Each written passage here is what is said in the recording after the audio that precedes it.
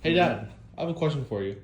How did you go from this to this?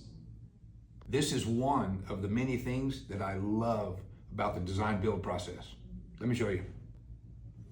These wonderful people have spent about 2 years working on this plan with the residential designer that they choose. There was no builder involved in the process, to help keep pricing in line. But let me show you some of the things that when I'm reviewing a set of plans to provide pricing for a potential customer, I look at every home as if it were mine. If my family was going to live there, how would I want it to be? A lot of it's my opinion, a lot of it's my preferences, and a lot of it's just from 32 years of experience building homes. There's no garage on this home. There's a carport area with an outside storage. There's no reason why this storage shouldn't line up. Just extend it all the way over. And there's absolutely no reason why it shouldn't be climate controlled. It's so small, it most likely will not impact the size of the AC units. But since we have that's something that I think needs to be changed, modified. You come in from the carport directly into the living room. The customers want a fireplace here, but instead the designer drew cabinets. So you walk in through the living room, through your entertainment area to get to the kitchen or to get to the pantry to put groceries up, store items. Your laundry room is here close to the kitchen, close proximity. Powder bath here, which is, you're walking through a main traffic area to get to a powder bath. This section of the porch is uncovered. So if you go out here, this is uncovered to get to the covered patio area. Neat foyer, pretty cool library area. Master bedroom and kitchen master bedroom and master bath are kind of awkward design. This home is pushing $1 million. There's no woman who is spending $1 million on a home who's going to be okay with this size walk-in closet. You have a 10-foot wide hallway to get back to the spare bedrooms, which these particular customers said that these 2 bedrooms will rarely be used, if ever. They primarily just put those in for resale values. So we have a lot of space dedicated to good size guest bathrooms that are rarely going to be used. So in my process, like I said earlier, I evaluate the home as if it were mine. I know there's a budget, keeping this concept in mind. It does fit the lot very well. They have a beautiful view in the back. So the home is designed to fit that view, but there's many things that are just not, in my opinion, not the most practical and not the most ideal for this home. That being said, let me show you my changes. As you can see, this is, my marked up plan. This with my thoughts, with my suggestions, with my ideas. A lot of the color coding, there's stone wainscot here, and then full height stone here. These are stone stone columns with a stone arch to the entryway. One of the things, I like carports a lot. A lot of subdivisions that I build in won't allow carports. These people have a large tract and they can, do whatever they want. There's no HOA involved.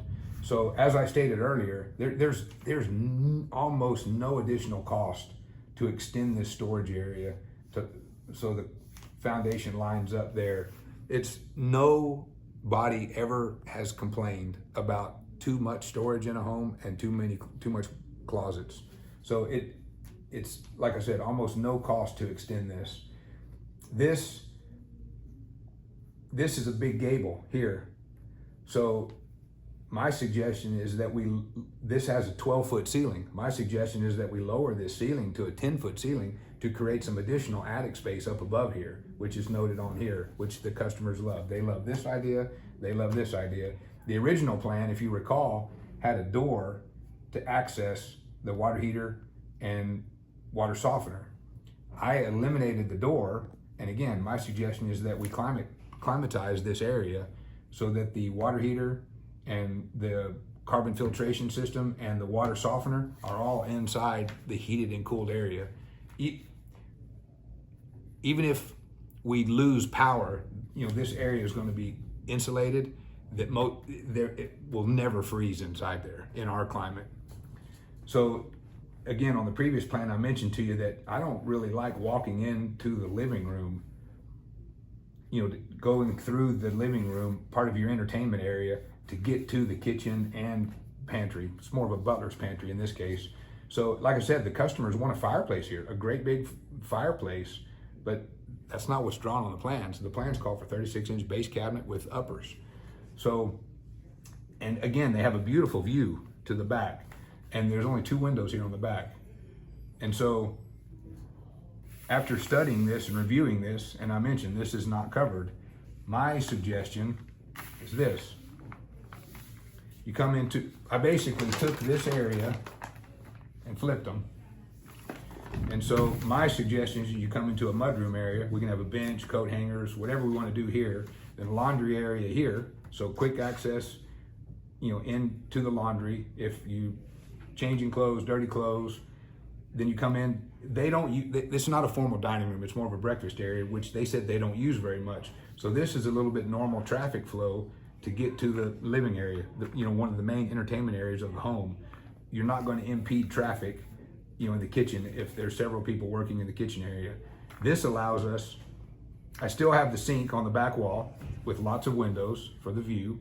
This allows us to put in a big quad slider in this area here and go out to a patio and make this covered patio. So this whole area is covered, and it actually simplifies the roof line up above. In the original plan, you come in the entryway and go through a little library area here, then through the dining room to get to there. So in mine, with my suggestions, you come into the foyer area and you're in the living area. The main entertainment area is going to be here. So this area is just for traffic flow to get to and from here, through the mudroom, out to the carport, the storage. So this, as you can see, the original plan, this wall is parallel with the front wall. It's my suggestion that we modify this wall to mirror the back. So you can see the little red line. So instead of this wall being flat, parallel with this wall, my suggestion is we change it so it goes at an angle this way, and then straight across, and then angle to mirror this. That'll make this ceiling more dramatic, with the white pine 1x6 tongue and groove ceiling here. It'll be more dramatic. And also these particular customers have a piece of art that they want to display right in the center, which gives them a little bit more room. With both these entry doors are open up and have this big piece of art with light accent, this will give them a little more room for traffic. If somebody's opened the door, there it is. You can still have traffic flow around the piece of art.